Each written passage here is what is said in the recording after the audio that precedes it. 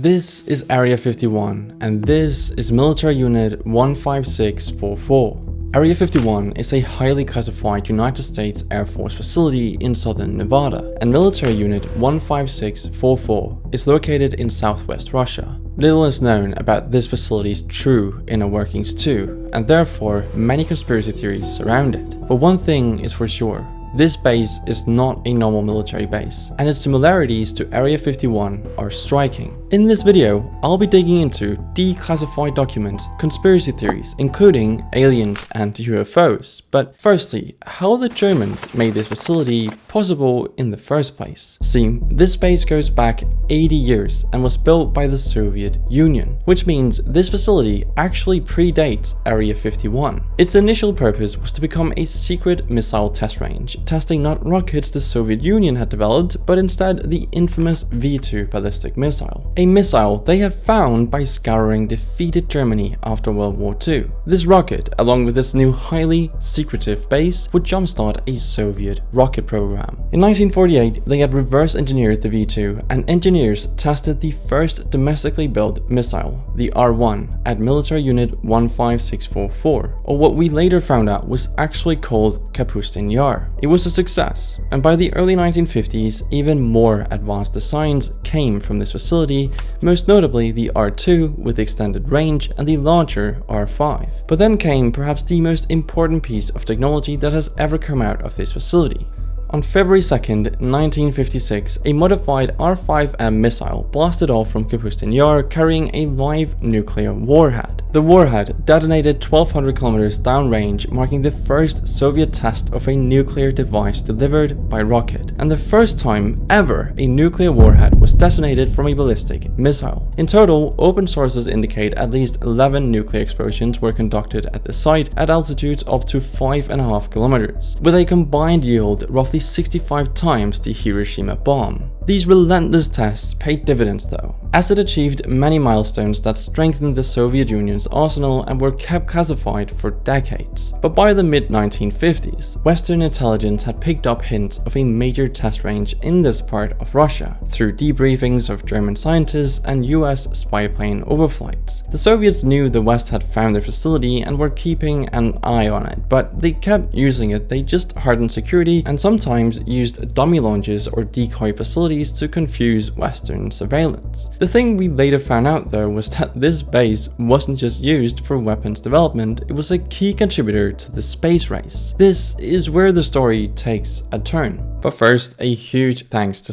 Ghost VPN for sponsoring this video. Ghost is like a master key to the world's streaming vault. You just pick the country you want and the server you want, and suddenly those region-locked Netflix shows or other geo-restricted content unlock like magic. Whether you want to watch anime only available in Japan or a documentary that's stuck behind a US-only paywall, Ghost makes it happen with just one click. And here's something really cool. A single Ghost subscription now protects up to 7 devices simultaneously. That means you, your family, your partner, your grandma's tablet, or your smart fridge is all covered, giving you complete digital security without limits, all under one plan. It's super easy to use, plus right now you get a 45-day money-back guarantee as well as their best offer ever. 84% off, which means you're getting all of this for $2.03 a month with an extra 4 months for free. So check out the link in the description to check out Ghost VPN, explore the world without borders, and support the channel in the process. Now back to the video. On July 22nd, 1951, a Soviet rocket launched 2 stray dogs,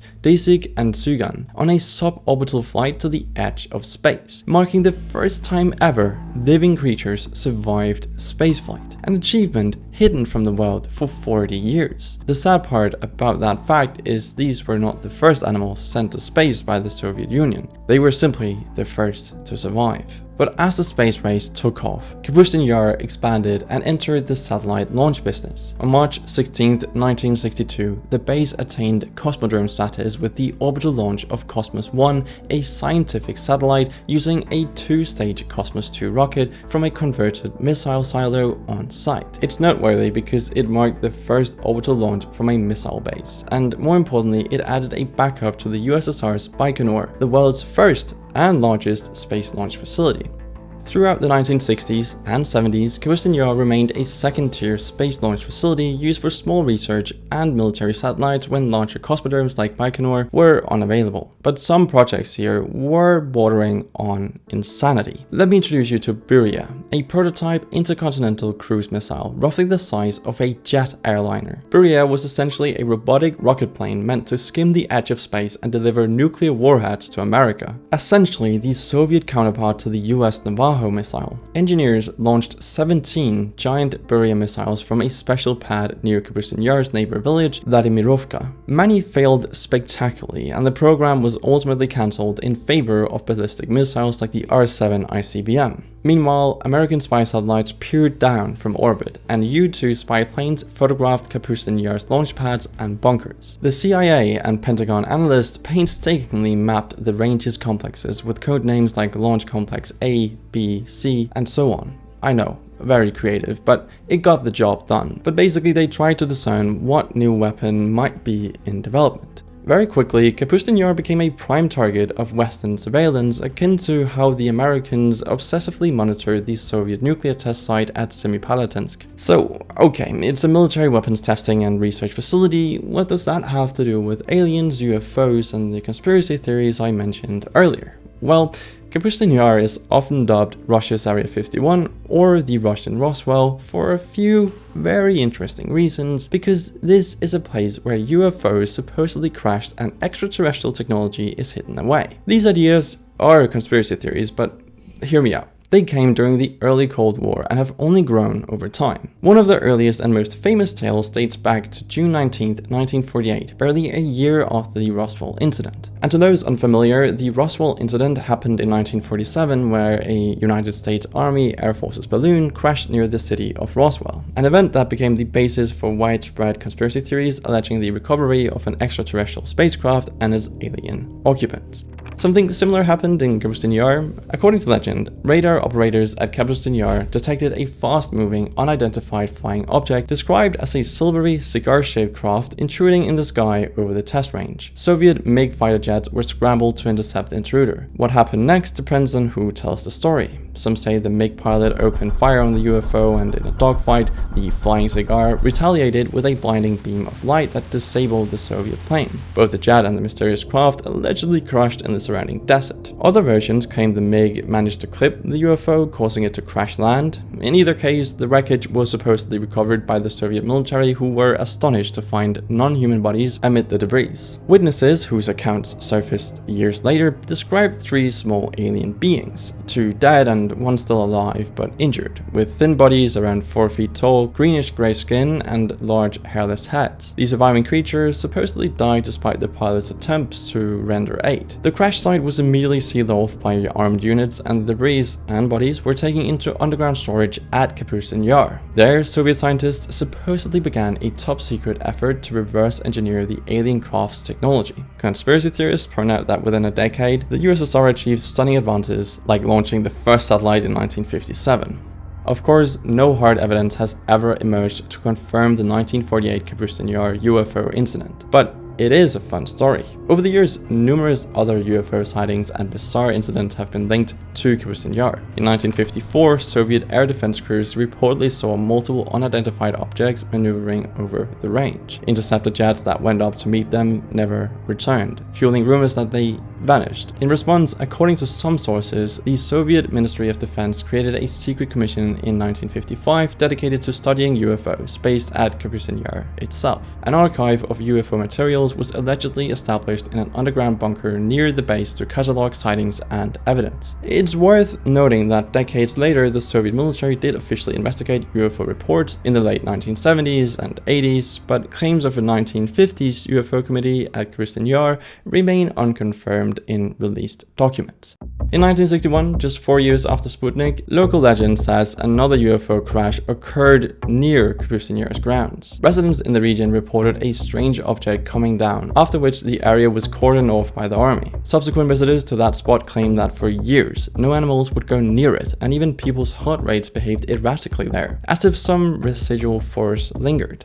This story is harder to verify though, but the base's paranormal reputation carried on into the late Cold War. Military personnel themselves sometimes came forward, usually after retirement, with eerie accounts. One retired test pilot, Lev Yatkin, described a mid-air collision over Kapustin Yar in the summer of 1980, not with another plane, but with a bizarre object emitting a hard beam of light. Vyatkin managed to land safely, but the mysterious beam had struck his aircraft's wing, which allegedly glowed for hours afterward. The implication was some kind of unknown radiation or energy had been at play. That same year, 1980, coincidentally saw a surge of UFO sightings around Soviet military sites in general. Perhaps the most well-documented incident occurred in the era of Glasnost.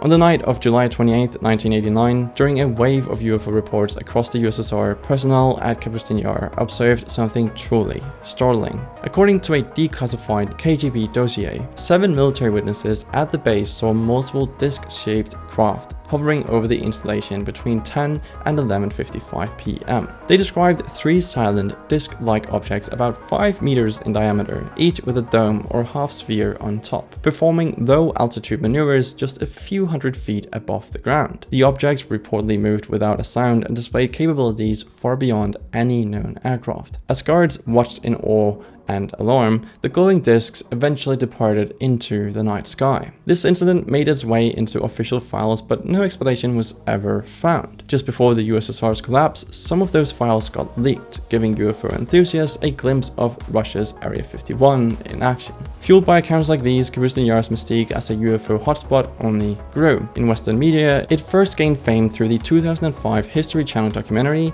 UFO Files Russian Roswell, which boldly claimed the base held wreckage from no fewer than 8 UFO crashes. Subsequent TV shows, including Ancient Aliens and countless internet theories, have repeated and embellished the lore. Among the popular themes are stories of a vast underground complex beneath Kapustin Yar, sometimes identified with the lost towns of Chitgor, said to lie 400 meters deep and house everything from alien spacecraft to secret laboratories. Indeed, satellite photos and CIA spy imagery from the Cold War revealed many unusual-looking installations at Kapustin Yar, including possible underground entrances which fed into the speculation.